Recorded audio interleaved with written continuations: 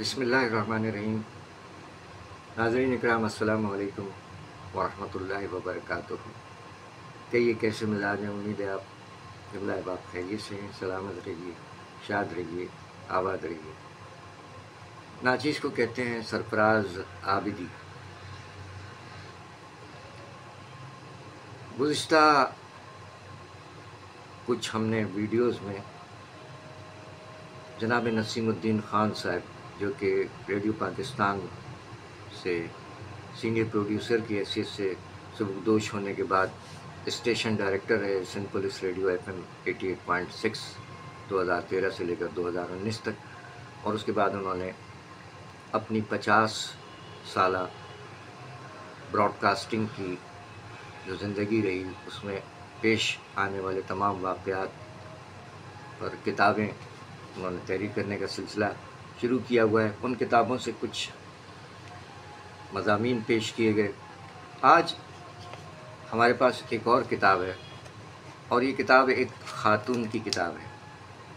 اس کتاب سے گاہے گاہے کچھ مضامین پیش کیے جاتے رہیں گے۔ کتاب کا نام ہے بدلتے رنگ، اور اس میں محترمہ انوار فاطمہ جعفری صاحبہ نے اپنی یادداشتیں قلم بند کی ہیں۔ محترمہ انوار فاطمہ جعفری صاحبہ، ان کا یہ عکس، یہ ایک اہل قلم خاتون، ان کے ماشاءاللہ بہت سے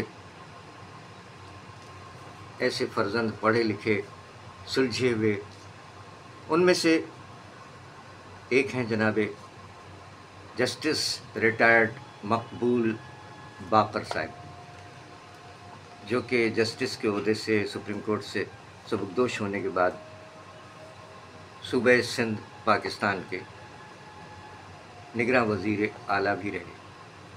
یہ ان کی والدہ محترمہ انوار فاطمہ جعفری صاحبہ کی کتاب ہے، اور اس میں اپنی انہوں نے یادداشتیں تحریر فرمائی ہیں۔ کتاب کا نام ہے بدلتے رنگ۔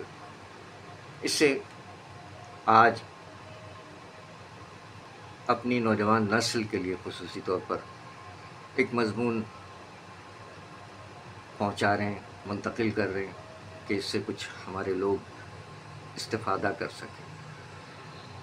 تو آئیے پیش کرتے ہیں محترمہ انوار فاطمہ جعفری صاحبہ کی اس کتاب سے بدلتے رنگ سے ایک تحریر۔ مجرب نسخوں سے بھرپور تحریر ہے۔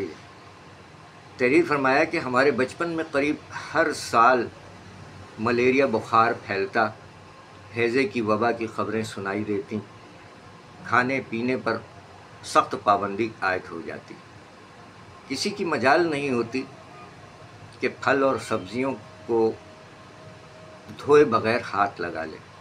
مچھروں کے زمانے میں بغیر مچھردانی کے سونے کا کوئی تصور بھی نہیں کر سکتا تھا۔ جب تک ہم لوگ مچھردانی کو اپنے گدوں یا دریوں کے نیچے اچھی طرح دبا نہیں لیتے، والد صاحب قریب سے نہیں ہٹتے۔ کڑوی کڑوی کونین کی گولیاں نگلوائی جاتی، اس کے باوجود سردی سے بخار کسی نہ کسی کو چڑھ جاتا۔ رضائیوں پر رضائیاں، کمبل پر کمبل اڑھائے جاتے، لیکن اس وقت تک تھر تھری نہیں تھمتی جب تک کہ تیز بخار نہ چڑھ جاتا، اور پھر کئی گھنٹے بعد زبردست پسینہ آ کر بخار کم ہو جاتا۔ یہ سلسلہ کئی دن تک جاری رہتا۔ کسی کسی کو تو تیسرے دن بخار چڑھتا، جس کو لوگ تجاری کا نام دیتے۔ اول تو اس دوران خود کھانے پینے کو طبیعت نہیں چاہتی، کھانے پینے کی چیز دیکھ کر ہی ابکائی آنا شروع ہو جاتی، ہرے رنگ کی الٹیاں ہوتی۔ پھوپھی اماں کہتی دیکھو پت ہی پت نکل رہے ہیں، اور والدہ ان کی ہاں میں ہاں ملا دیتی۔ متلی کو کم کرنے کے لیے نونچا یعنی لیموں کا نمک ملا اچار چٹایا جاتا، یا پھر تازہ لیموں کے آدھے حصے پر نمک کالی مرچ چھڑک کر توے پر گرم کر کے چاٹنے کے لیے کہا جاتا۔ اس عمل سے منہ کے ذائقے میں فرق محسوس ہونے لگتا، قوت بحال کرنے اور قبض سے بچنے کے لیے منقع توے پر سیک کر کھلایا جاتا۔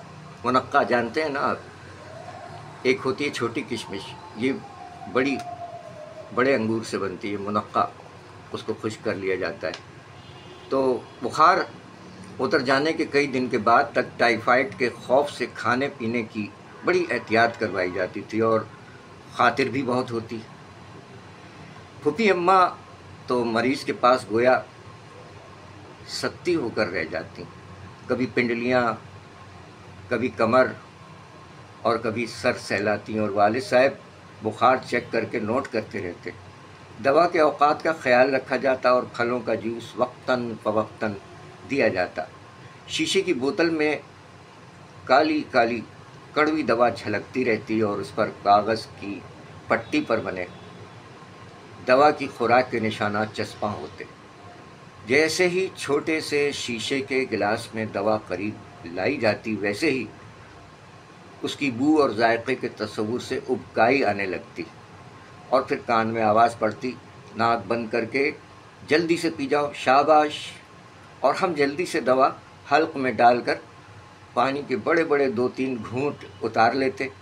والدہ صاحبہ کہا کرتی تھیں، انو کسی بات پر فیل نہیں مچاتی۔ یہی کچھ حال ہمارا بیماری میں تھا۔ منی بلائی بنے رہتے۔ برسات اور آموں کے موسم میں آم کا چینپ لگ کر خوب پھوڑے پھنسیاں نکلتے، خصوصاً ان بچوں کے جن کی صفائی کا خیال نہ رکھا جاتا۔ ان پر خوب مکھیاں بھنکتیں اور زخم گہرے ہو کر گھاؤ بن جاتے۔ بچپن میں ہمیں چوٹیں بھی خوب لگتی تھیں، کبھی کونی بھی، کبھی گھٹنا پھوٹا لیے چلے آتے۔ سائیکل چلاتے میں چھوٹے چھوٹے غراروں کی گوٹوں کے نچلے حصے چین اور پہیے میں پھنس کر دھریاں اڑ جاتی۔ کبھی کوئی پونی زمین پر دے مارتا تو سر میں گومڑا پڑ جاتا اور کونیاں چھل جاتی۔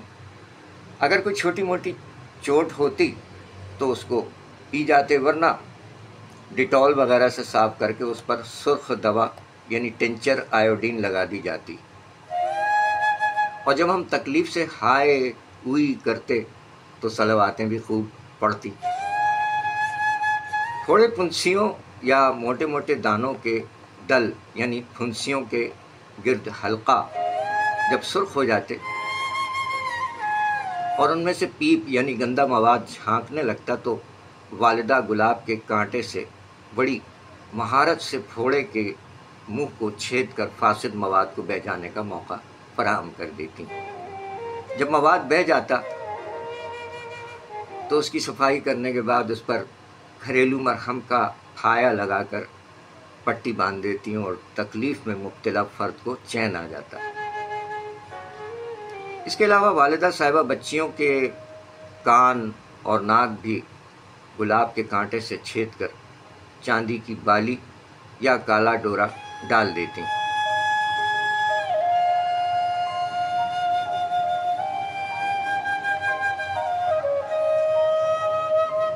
تو یہ مضمون جاری ہے محترمہ انوار فاطمہ جعفری صاحبہ کا۔ آگے تحریر فرماتی ہیں کہ برسات کا موسم تھا، ہم پھوپھی اماں کے قریب ہی سو رہے تھے۔ کئی دن سے ہمارے پاؤں کی چھنگلی میں تکلیف تھی۔ جب بھی انگلی میں تکلیف محسوس کرتے، اپنا پاؤں پھوپھی اماں کے سامنے رکھ کر دیتے اور وہ ہاتھ سے ہٹا کر کہتی، میں کیا کروں، تمہارا بھی تو پاؤں کہیں نہیں ٹکتا۔ یہ یا ایسا جملہ، اسی جیسا جملہ چست کرنے کے بعد وہ کوئی گھریلو چٹکلا انگلی پر لگا دیتی۔ وقتی طور پر سکون محسوس ہوتا، لیکن حقیقت میں تکلیف بجائے کم ہونے کے بڑھتی جا رہی تھی۔ ہماری چھنگلی پھول کر کپا ہو چکی تھی، یعنی پھول کر کپا ہو گئی تھی، رنگ بھی پیلا ہو چلا تھا۔ انہوں نے جب ہاتھ سے ٹٹولنا چاہا تو ہم نے بلبلا کر اپنا پاؤں کھینچ لیا، اور وہ اس نتیجے پر پہنچ گئیں کہ ہماری انگلی میں چھلوری انگلی یا ناخن کے اندر کا چھالا جسے اسے چھلوری کہتے ہیں، چھلوری ہو گئی ہے۔ رات کو سونے کے لیے لیٹے تو نیند نہیں آئی۔ پھوپھی اماں نے کہانیوں کا سلسلہ شروع کیا تاکہ ہمارا دھیان بٹ جائے۔ ہم تو نہ سو سکے، البتہ ان کی سانسیں ضرور گہری ہو چلی تھیں۔ جیسے جیسے رات کی سیاہی میں اضافہ ہو رہا تھا، ویسے ویسے ہماری بے چینی بڑھتی جا رہی تھی۔ پھوپھی اماں کی آنکھ لگی تھوڑی دیر ہوئی تھی کہ ہم نے انہیں بازو ہلا کر بیدار کر دیا۔ پھوپھو، بہت تکلیف ہو رہی ہے۔ وہ ہڑبڑا کر اٹھ بیٹھی، قریب رکھی ہوئی لالٹین کی لو اونچی کی اور ہمارے پاؤں کا معائنہ کرنے لگی۔ رات کافی ہو چکی تھی، سب لوگ محو خواب تھے۔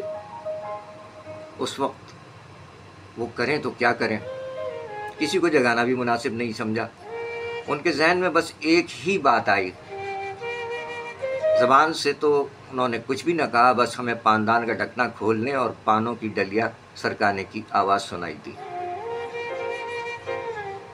ہم نے دیکھا کہ پھوپھی اماں پانوں کی چھوٹی سی ٹوکری میں سے ایک پان کا ٹکڑا نکال رہی ہیں۔ ہم ٹکٹکی باندھے دیکھتے رہے۔ انہوں نے پان کے ٹکڑے پر ناریل کا تیل لگایا اور پھر لالٹین کے اوپری حصے کی گرمی سے گرم کرنے کے بعد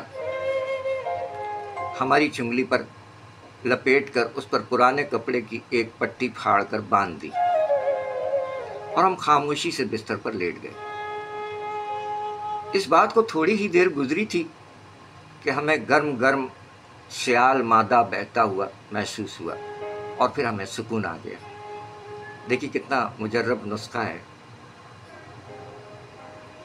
اور ہم کروٹ لے کر سو گئے۔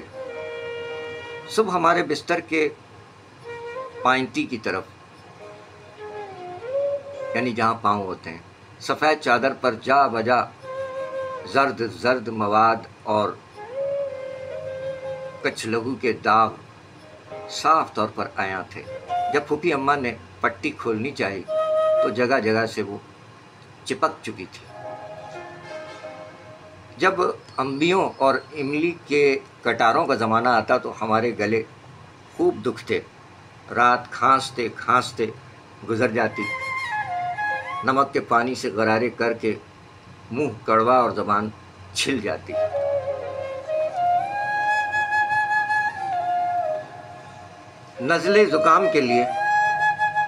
نزلے اور زکام کے لیے نمک اور آٹے کی بھوسی چوکر ابال کر پلائی جاتی۔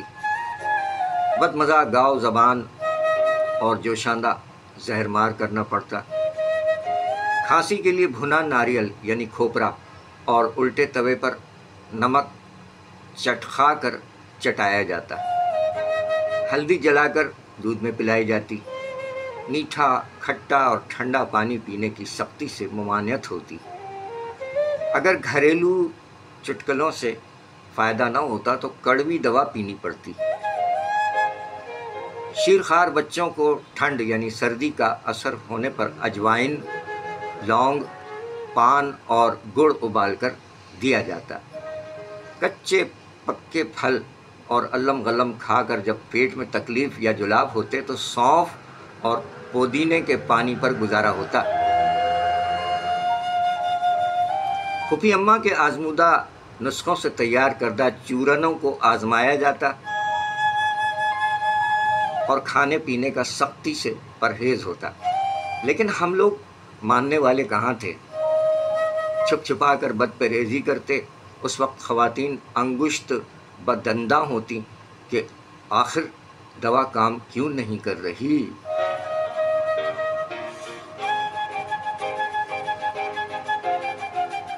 ناظرین کرام اور سامعین کرام، محترمہ انوار فاطمہ جعفری صاحبہ کی یہ کتاب بدلتے رنگ، اس میں انہوں نے اپنی یادداشتیں تحریر کی ہیں۔ بدلتے رنگ انوار فاطمہ جعفری صاحبہ کے کتاب سے آج کے لیے یہ ایک مضمون ہماری نوجوان نسل کے لیے کہ دیکھیں گزشتہ ادوار میں کیا کیا گھریلو چٹکلے اور نسخے آزمائے جاتے تھے، تو ہم نے سوچا کہ اب یہ کتاب رکھی ہے، اور یہ کتاب ہے ہمارے پاکستان کے سپریم کورٹ کے سابق جسٹس اور صوبہ سندھ کے سابق نگراں وزیر اعلیٰ جناب مقبول باقر صاحب کی والدہ ماجدہ محترمہ انوار فاطمہ جعفری صاحبہ کی یہ یادداشتوں پر مبنی کتاب ہے۔ انشاءاللہ زندگی بخیر آئندہ اس کتاب سے مزید ان کی تحریریں، بہت سے اس میں سفر نامے اور مجرد نسخے بھی ہیں، آپ تک پہنچیں گے انشاءاللہ۔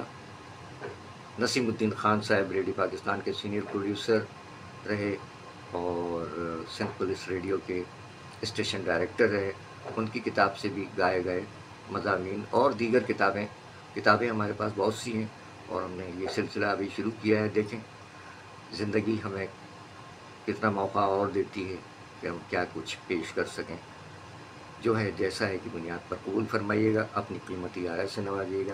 بےحد شکریہ، سلامت رہیے، شاد رہیے، آباد رہیے۔ السلام علیکم ورحمۃ اللہ وبرکاتہ۔